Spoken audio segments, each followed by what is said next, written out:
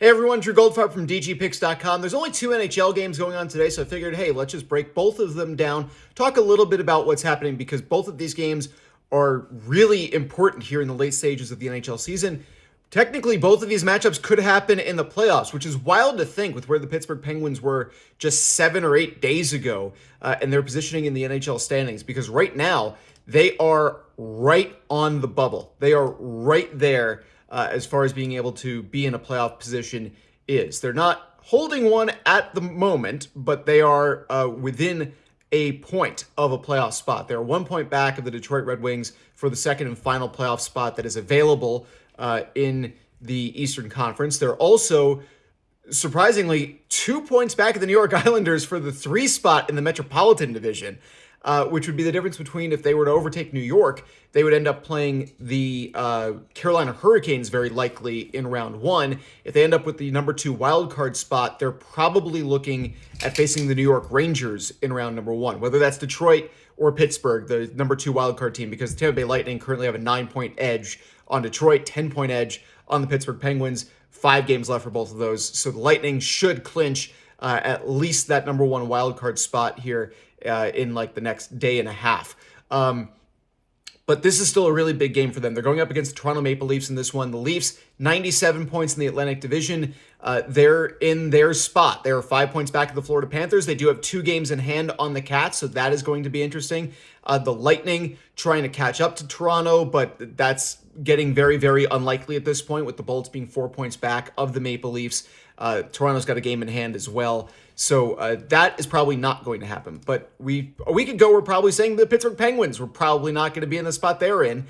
They are a plus 116 Moneyline underdog, and I want to kind of go over what that means because on the other side, you've got Toronto at minus 140. Now, that means that they have implied odds of 58.33%. In order to win this game. And I'm going to take a quick screenshot there so I can make sure I get the graphic in correctly for the numbers I'm talking about. Minus 140 translates to 58.33% implied odds. Money Puck says that Toronto should win this game 61.2% of the time, which means there is plus EV on the Maple Leaf side of things. If that hits 61% of the time at minus 140, you will make money in the long run. Now, Toronto does have less to play for in this game because, again, their positioning in the standings is not going to be quite as impacted as Pittsburgh's is. This is every point is crucial in the standings right now for the Pittsburgh Penguins. But that is kind of where we stand on that one. Plus 116 to take the Pens to win, but the numbers say minus 140 on Toronto is the direction to go. Doesn't mean you have to do that. You could look at Sidney Crosby, who is been basically just dragging the Pittsburgh Penguins into a playoff spot right now. He had a goal against the Lightning in a 5-4 win just a couple of days ago. He was held pointless in Washington, still a 4-1 win for the Pens over the Caps, and that one didn't even have a shot on goal, but he had 2 goals against the Devils, 2 goals and an assist against the Rangers. He had an assist against the Blue Jackets prior to that. The run that he has been on here has just been ridiculous.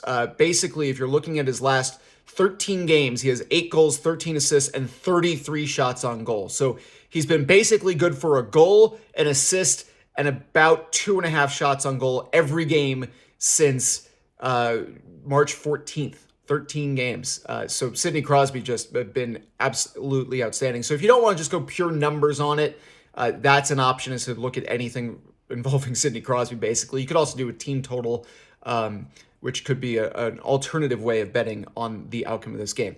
The other game is nearly a moneyline toss-up. Vegas, a minus 106 underdog in Vancouver, minus 113 favorite. This line is very close. These teams are not as close as they once were. 10-point lead in the standings for the Vancouver Canucks. Vegas with a game in hand. They'd have to win out. Vancouver would basically have to lose out for the Golden Knights to be able to overtake the Canucks, but Vegas is 1 point back of LA with 1 game in hand. They can tie the Kings for the 3 spot in the Pacific Division with basically an overtime point in this one. And they can overtake LA if they can get 2 points against Vancouver in this one. Vancouver, a 3-point cushion on the Edmonton Oilers, but Edmonton after tonight will have 2 games in hand on their Pacific Division Canadian foes. So that's going to be interesting. Vancouver seems very, very, very unlikely to be able to catch Dallas. They're 5 points back with 5 games left to play. They have a game in hand on the Stars. They're currently tied with the Avalanche and have a game in hand on the Avs when it comes to standings points. Hi, Adelaide. My dog is always just trying to play with a tennis ball. Say hi. Anytime I hit record. Vancouver is probably just trying to hold off Edmonton. I don't think they're going to get the 1 seed in the Western Conference. It would take an absolute disaster for the Dallas Stars in the final week of the season, and they're 9-1-0 in their last 10. Vancouver 500 in their last 10. The Golden Knights, rather, did lose their last game, but they're 7-1 in their last 10 games. 22 road wins on the year, 22-14-4. Actually, slightly better, at least in win percentage, from their...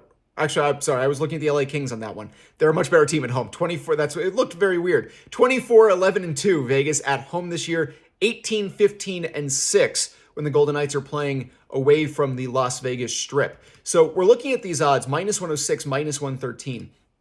If you take a look at the Golden Knights, that's implied odds of 51.46%. Money Puck says that they're the underdog in this game, gives them only a 46.7% chance to win. So there's a lot of juice there. If we're looking at the other side of this line, the Vancouver Canucks at -113 is implied odds of 53.05%. Money Puck says they should win this 53.3% of the time. So again, like with the other game, 2 games tonight, both of them offer plus EV on the money line if you're going purely on the numbers. I'm just catching a glimpse of my dog in the reflection of the camera here. But the Vancouver Canucks should pay out 53.3% of the time, which means that them on the money line holds better than expected value because their implied odds are below that, 53.05%. Not a ton, but it's still plus EV by at least a little bit. So Toronto and Vancouver, both home teams, both offering plus EV in this situation. If you want to go purely based on the numbers, that's what the numbers would suggest. There are obviously alternatives for both these games, whether it's Sidney Crosby or anything else on the Golden Knights Vancouver side. The line for Vegas and Vancouver for total goals scored is just 5.5, which means the over for a team total, if you're looking to pick a winner, is going to be an intriguing option. I'm going to scroll through here and find it. The Vegas Golden Knights for over 2.5 goals is -166. So not a massive payout there because the line's set to just 2.5. Better than Vancouver over 2.5 at -172.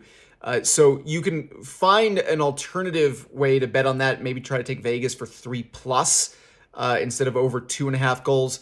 But that's a way of trying to find a little bit of extra value because when we're looking at the way that is going to go, the plus EV side is very clear on both of these money lines that it should be Vancouver and it should be Toronto.